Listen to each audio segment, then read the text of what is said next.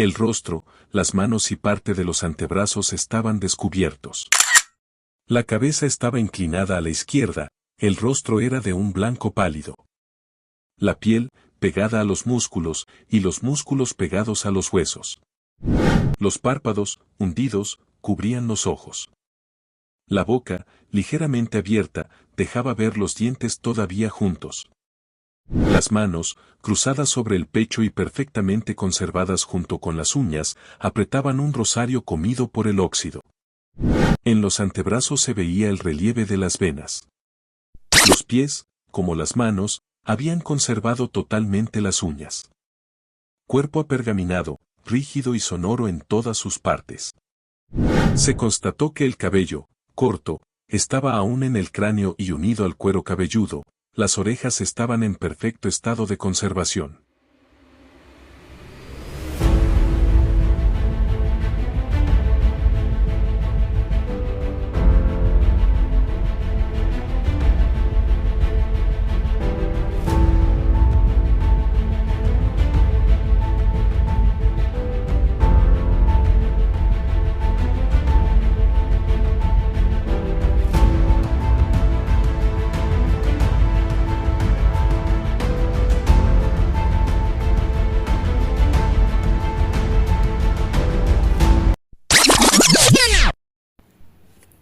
El enigma de la Virgen de Lourdes. Fe, ciencia o milagro. Imaginen un pueblo pequeño, al pie de los Pirineos, allá en Francia. Pero que no sea ahora, sino por el siglo XIX, un lugar marcado por la pobreza, por el frío, por el olvido. Y allí, en una cueva entre los hogareños,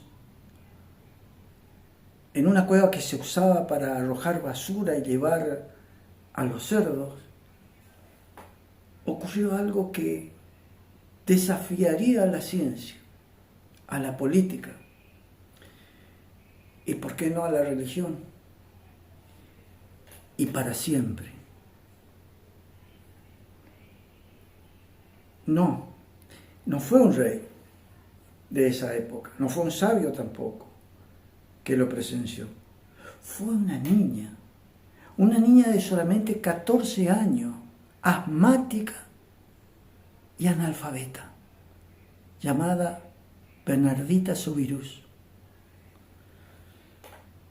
Hoy vamos a entrar en la historia, a desentrañar la historia, esa historia detrás de las 18 apariciones de la Virgen de Lourdes y el misterio de un manantial que, según miles de personas, tiene el poder de curar hasta lo imposible. Bernardita salió con sus amigas, en realidad con su hermana y una amiga, a buscar leña un día allá en los Pirineos. Llegaron a una gruta. Mientras las otras cruzaban el río, Bernardita se quedó atrás. De pronto hubo un ruido como de un viento, pero los árboles no se movían. Las ramas de los árboles estaban quietas. ¿Qué había pasado? Al levantar la vista, esa casi niña, y a mirar en ese hueco que llamamos gruta, pero es una roca, ve una joven. Pero atención a este detalle, porque Bernardita no dice vi a la Virgen. En aquel dialéctico que tenía en ese momento, lo llamaban aqueró, que significa aquella cosa. Aquella cosa. Una figura vestida de blanco, con un cinturón azul y una rosa dorada en cada pie. Eso es lo que había visto. Durante las siguientes semanas que fueron pasando, Bernardita regresaba al lugar, a esa gruta. La noticia lógicamente empezó a correr, como se dice hoy, reguero de pólvora por ese pueblo tan pequeño, donde lógicamente unos van a creer y otros van a decir que está loca. La policía la empieza a vigilar y la interroga.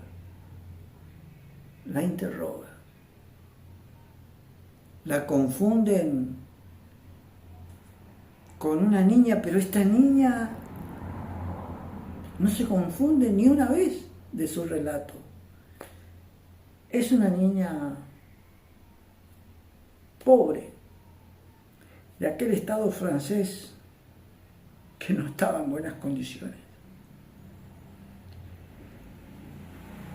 Y va a llegar el momento más crítico, un 25 de febrero. Ante ya era una multitud de gente que esperaba el milagro de la señora, y lo vamos a decir entre comillas, que le da una orden a Bernardita: ve a beber de aquella fuente, ¿sí? ¿Qué fuente? Bernardita miró a su alrededor y no había agua. ¿De qué hablaba? Entonces, confundida, empezó a escarbar la tierra con las manos, y de ese suelo seco, de ese barro que había, comenzó a untarse la cara con esa especie de barro. Claro, los que estaban ahí, imagínense, se empezaron a reír. ¡Están locas!, le gritaban. Pero ahora después, cuando pasó el tiempo, de ese pequeño pozo, hoyo, como ustedes quieran decir, que ella hizo con sus manos, empezó a brotar agua. Agua. Nunca hubo agua en ese lugar. Luego ya no era un poco de agua, sino era un flujo de agua, un manantial. Cristalino, como dicen, cristalino como el agua. Pero ese mismo día ocurre el primer hecho inexplicable, porque un ciego de un ojo recuperó la vista tras lavarse con esa agua. Fue el inicio de una leyenda que hoy mueve a millones, algunos dicen hasta 6 millones de personas por año. Las autoridades en ese momento se pusieron furiosas. Cerraron la ruta con vallas, maderas, murallas, así como lo ven. El párroco, el cura, es escéptico. Le dan un ultimato a Bernardita: dile a esa señora que venga. Dile a esa señora que venga. El 25 de marzo, ya un mes después, llegó la aparición número 16 a la niña y finalmente responde: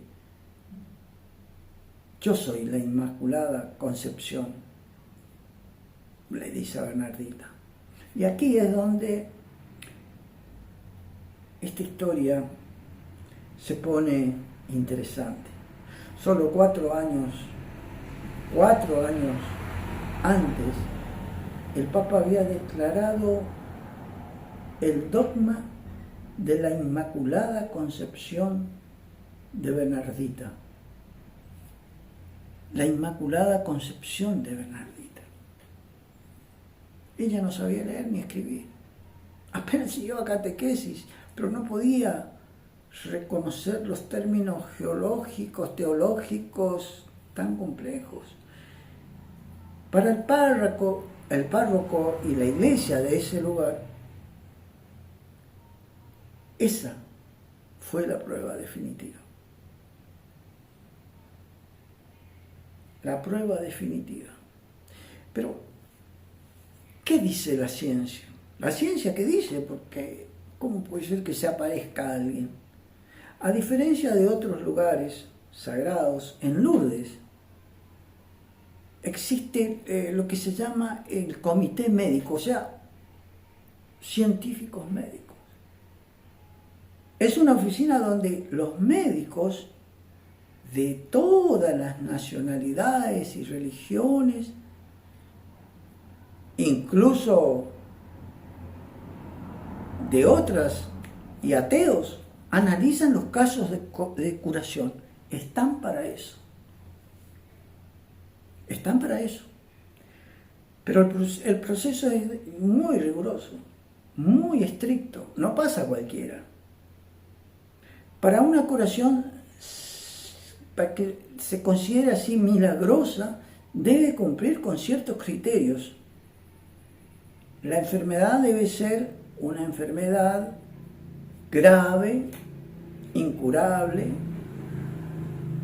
y la curación debe ser instantánea y duradera para siempre.